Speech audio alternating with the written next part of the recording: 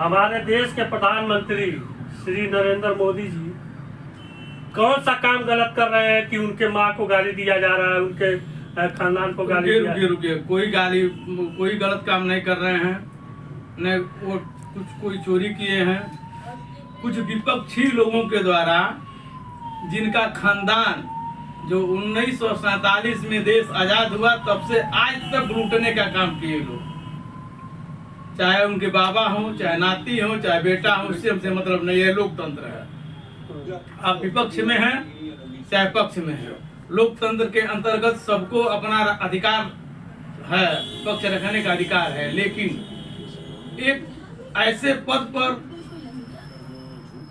आसीन है हमारे आदरणीय प्रधानमंत्री नरेंद्र मोदी जी, उनके माँ के बारे में आप अपशब्द कहेंगे, इसका संदेश अन्य देशों में जाएगा। पूरे देश यदि आप यह कह रहे हैं कि मैं अमेरिका से पढ़ा हूँ, मैं जर्मन से पढ़ा हूँ, चाहे जहाँ से भी पढ़े हों, इसका यह संदेश है, इससे हम मान रहे हैं उनके पास कोई संस्कार नाम की चीज नहीं है।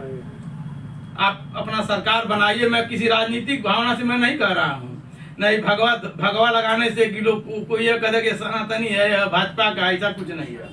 चाहे आप ही प्रधानमंत्री रहेंगे और लोकतंत्र के अंतर्गत हम ही अपने प्रधानमंत्री को शब्द नहीं बोलूंगा।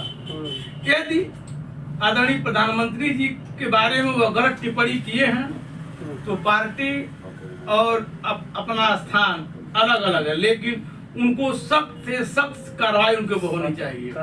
यहाँ तक कि मैं पुलिस प्रशासन से अनुरोध करूंगा कि उनको उनके नाम से FIR दर्ज करके तत्काल जेल भेज दिया जाए।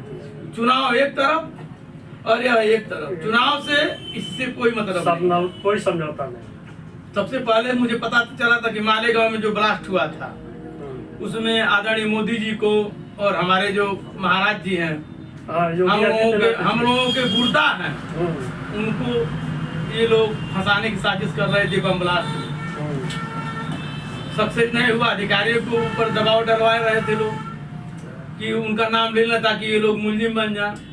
संजोग था हमारे जितने अधिकारी थे मजबूत थे, ईमानदार थे, लोग नहीं कब उनका नाम लिए, नहीं फंसा पाए। बाद में जब जमानत हुआ और वो ऋतंभरा जी जिन्होंने अयोध्या कार सेवा के दरम्यान उनके स्पीच से हिंदुस्तान और उत्तर प्रदेश की जनता चलती थी, ऐसे महान व्यक्ति को आपने जेल भेजवाया।